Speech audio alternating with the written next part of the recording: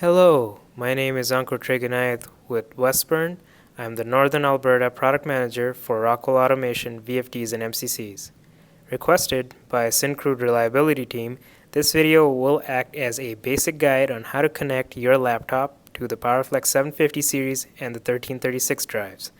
Since we will be using the CCW software, I'm also going to demonstrate the trending function. Before moving ahead, I would like to do a quick recap on our 750 series drives. Introduced in 2009, these drives are available at 240, 480, and 600 volts, and is capable of providing power options up to 2000 horsepower. With easy integration to Logix, predictive diagnostics, embedded I/O on the 753, and embedded Ethernet port on the 755, along with speed, torque, and position control, it also has integrated safety options. Each drive consists of three main components: the converter, the inverter, and the control pod.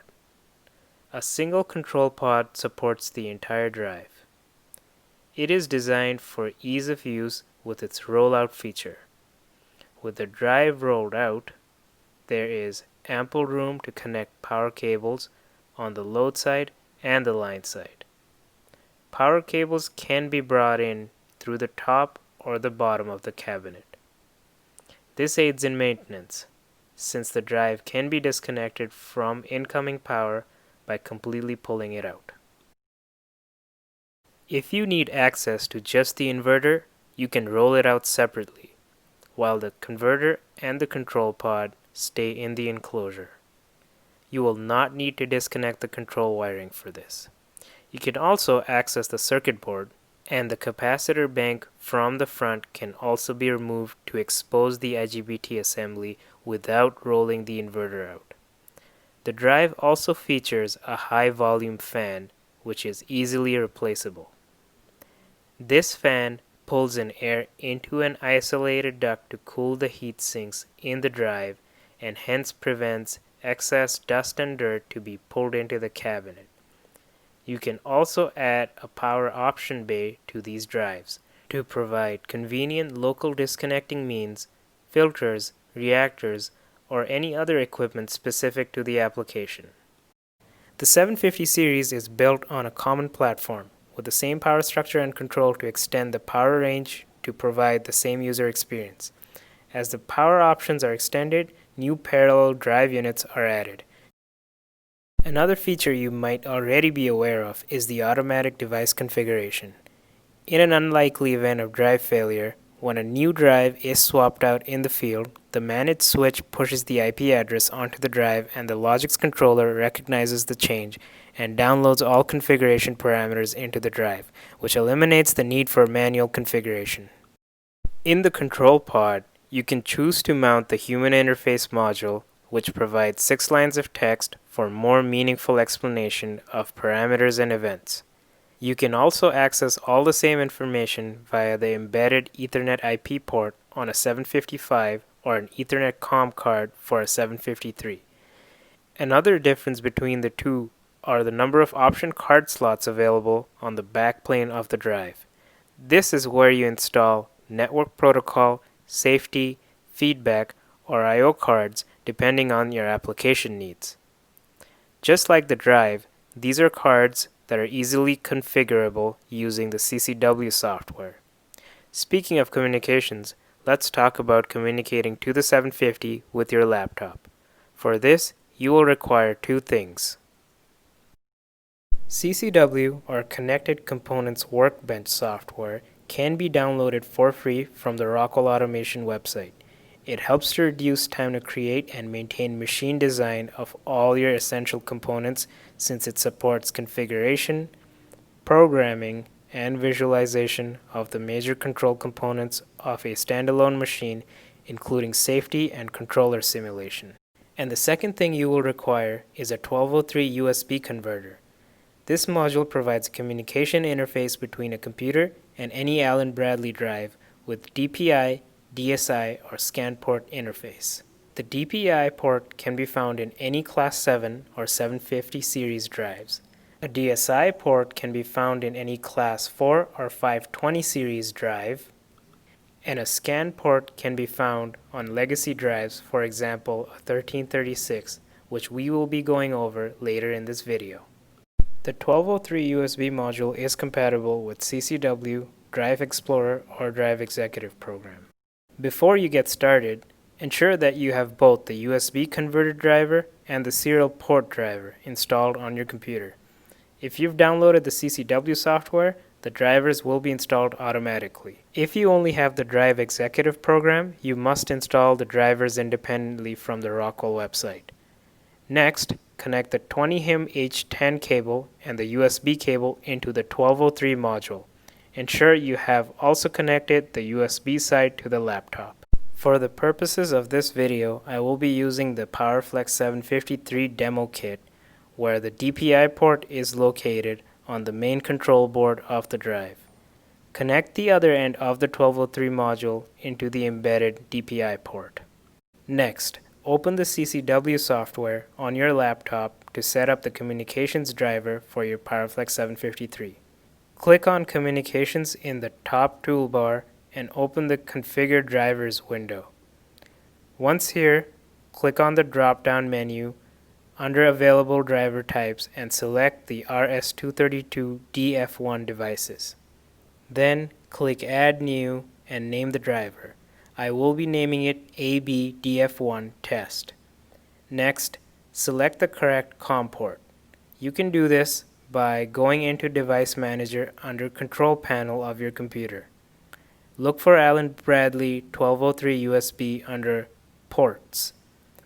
Now that you know the port number, which in our case is COM5, go back to your CCW window and select the right COM port.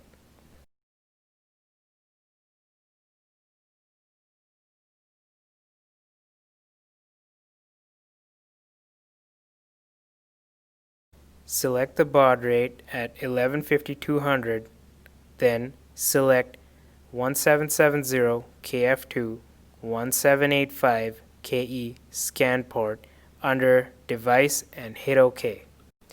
Now that your device driver has been added, we see three options to navigate through our projects on the Start page.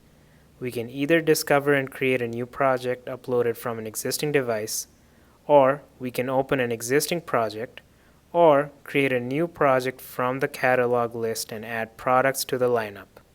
I'm going to create a new project and name it Syncrude Powerflex 753. In the left column, you can see the products that can be added. For example, the Micro 800 controller, Class 4, Class 7 drives, the 520, 750 series, and DC drives, soft starters, safety relays, and panel view terminals. For the purposes of this video, we will be adding this Powerflex 753 demo kit currently connected to my laptop via the 1203 USB. You can find your drive through the newly set up driver in the connection browser. Now, you can go ahead and add this device to the projects folder that you had recently created. A device definition window will pop up with the basic drive and peripheral identification info. Now that the drive has been added to your project, this is where you can choose to add the correct tag name to the device. I'm going to use a familiar VFD tag name from a project that I worked on for Syncrude for migration. 6P VFD 0617B. Since you can add several products to your device list, this makes it easy for anyone in operations to also identify the right drive if they were to open up this project's file. Go ahead and add a description, for example, the motor tag name or the application. Here you can either upload the parameters from the drive, download the parameters to the drive, synchronize controller and drive, or connect and disconnect. We're going to go ahead and connect and upload all the parameters from the drive onto CCW. Once the drive is connected, you will be able to see all the peripherals that are installed on the different ports of the drive, such as the HIM, the I/O card, and the Ethernet COM card. These are all configurable using the same software tool. Keep in mind that you can also connect to any of your Powerflex 750 series drives using an Ethernet cord.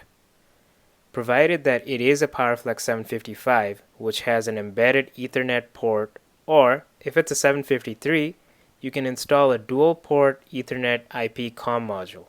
Typically, with the Logix processor, you can easily use Ethernet IP to connect to the ACD file on the PLC to upload/download the parameters.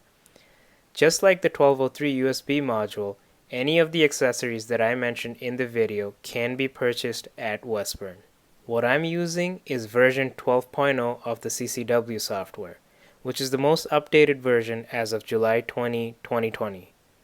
But if you're using a different version, the graphical user interface might look a little different. Rockwell is constantly investing in R&D to improve the software to make it more efficient and user-friendly. Once CCW connects to the drive, you will see a green bar on top of the window. Now we will export this project into the folder that we made on the desktop and save it as a CCW ARC file. We are going to name it the same as the tag of the drive. And as you can see, the project has been exported. As mentioned previously, you can configure any of the peripherals connected to the drive from here. The green box around the drive under your device list means it's online and connected. From this window, you can also see the status of the drive it's currently at. Clearly, I did not give it a run command.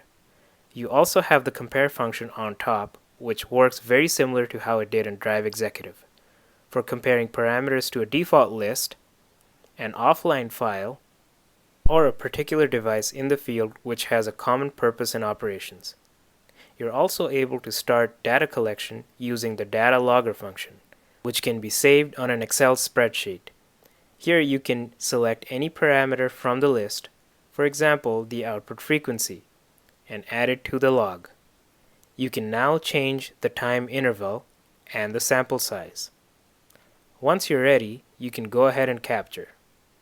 I'm going to go ahead and cancel this window because I will use the data logger function later in this video in conjunction with the trending tool. You also have the control bar at the bottom, which lets you control the drive via the laptop. From here, you can perform a simple start, stop, or jog function, or control the frequency.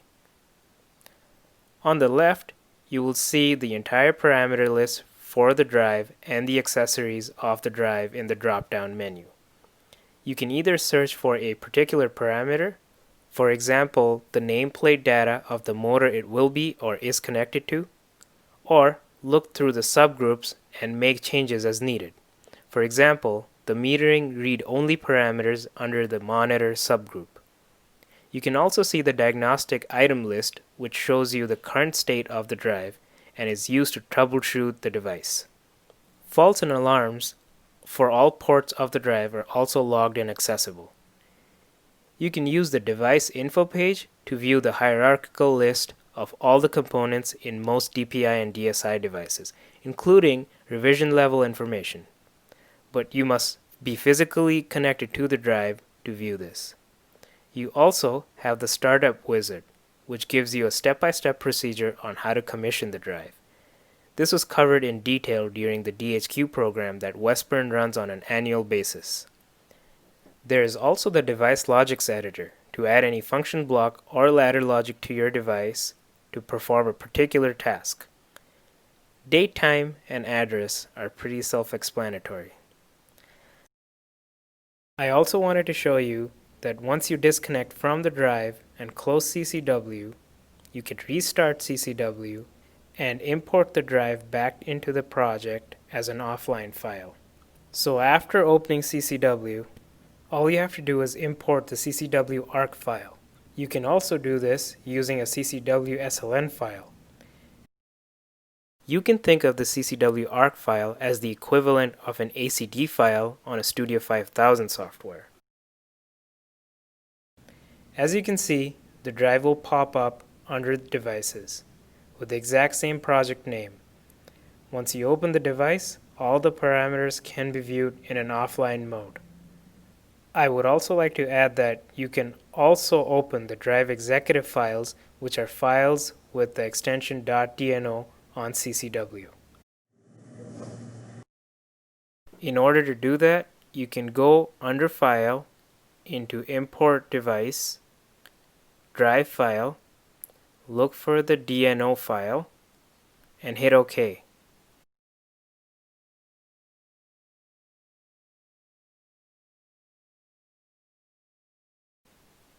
As you can see, a window will pop up with the device definition where all the details of the drive will be given.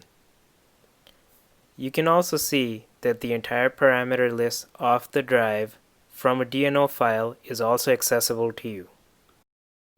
Another aspect of CCW is the trending feature it offers. At the time I was recording this section, I did not have my Powerflex 753 demo kit, so I had to make do with my Powerflex 525. But it's basically the exact same principle. On the left column, you can add a trend profile, where it opens a trend properties window to start your configuration. Here, you can add traces to the trend, set sample rate and sample count. You can also use a manual, analog, bit-based, or time-based trigger. Keep in mind you must have the drive in your Devices tab under the project to capture this trend. Let's go ahead and add a trace. From this pop-up window, you can make the drive selection. Next, you want to select the parameters that you'd like to trend. For this video, I'm going to choose the basic metering read-only parameters. Let's check off output frequency, commanded frequency, and output voltage. You can add and delete as many parameters from the list as you want. Next, you can select the sample rate, with 10 milliseconds being the smallest selection. In this window, you can also select how long you want CCW to trend the parameters for. Next, you can select how you would like the trend capture to be triggered.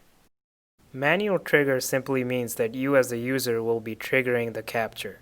If you select this checkbox, the data collection will continue even if the time limit is exceeded. Analog trigger basically lets you set the trigger conditions. Here, you can select parameter, comparison value, and units. The hysteresis section is the number of samples where the condition must be met prior to triggering. And lastly, this is the percentage of time or samples to be recorded immediately before the event's triggered. Another option you have is to trigger data collection using a parameter bit value, similar to the analog trigger except you can choose rising or falling edge. Finally, you can also select the time and date to trigger data collection. For this video, we'll be using a simple manual trigger. Now that we are ready to trend, you will see the different chart display settings, where you can either have all traces on a single chart and y-axis, or you can have each trace on a separate y-axis called stacked, or you can have all traces overlap on a single chart. The scaling will basically adjust your y-axis according to which option you pick. This here is the legend that identifies the parameters that will be charted. On the bottom of the screen, you will see me starting the drive and turning up the commanded frequency using the dial. So let's go ahead and turn on the drive.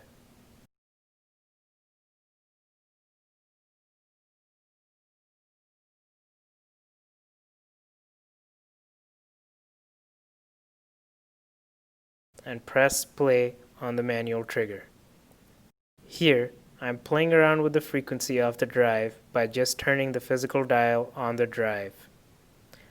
As you can see, CCW is able to record real-time event during the operation of the drive.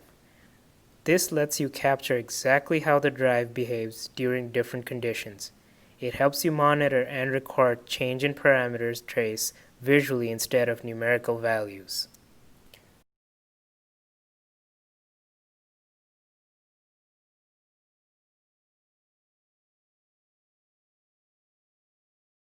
Once the conditions have been met on the analog, bit, or time-triggered captures, it will automatically stop the trend. Since this is manual, you can click Stop to stop trending. You can now save this chart as a PDF or the data logger as a spreadsheet. As I had mentioned before, you can record these values on a spreadsheet using the data logger function, which is on the start page, or this button here. One little factoid that I forgot to demonstrate is that you're able to point and click on a specific point on the chart, and it gives you the value of every single parameter being trended at that moment down to the 10th of a millisecond. As you can see on the spreadsheet, all three parameters are recorded for the 10-second capture we had sampled, with an interval rate of 100 milliseconds. We can also use the capture window at the bottom and drag it to the values that we are interested in. Then use the print to PDF option to save it in the PDF format. As you can imagine, trending can easily be used as a diagnostic and troubleshooting tool. By the way, the trend capture can also be saved within the project, not just as a PDF. So you can send a coworker the entire project, which will have the trend trace file saved in it.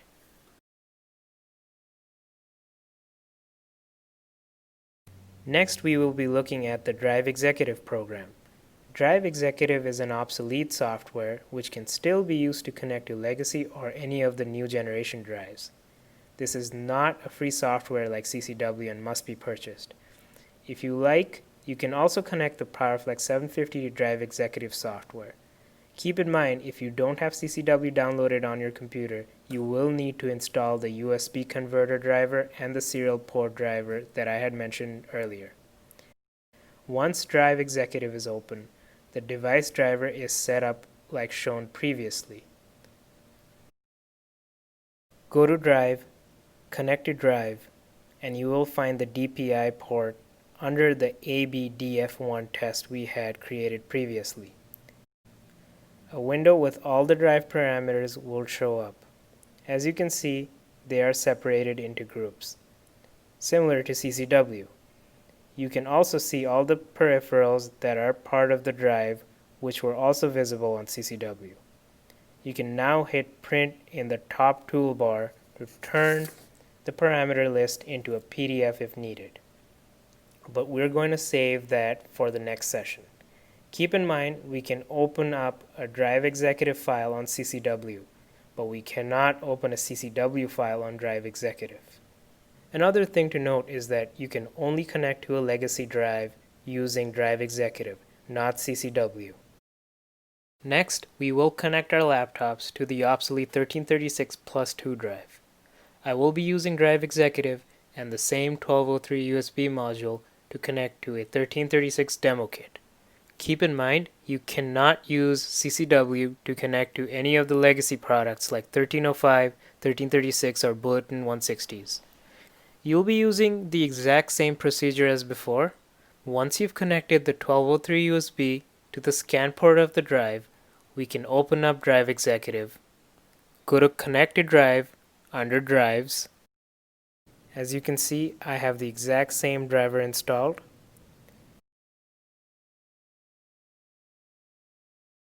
You can now use the scan port to connect to your 1336. You will see the parameter list on the Plus 2 drive, same as before. We can now go ahead and hit print and save the parameter list as a PDF copy. I will call the file 1336 parameters and save it on my desktop.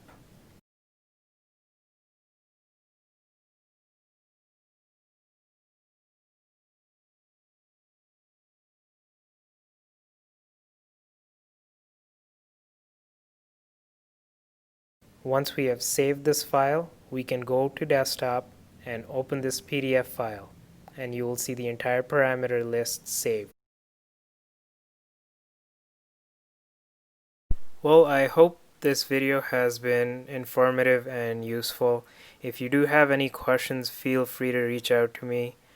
In my absence, you can always get a hold of Dave Gertson, who's my counterpart, and Michael Warner, who's the account manager for Syncrude. Again, thank you for your time.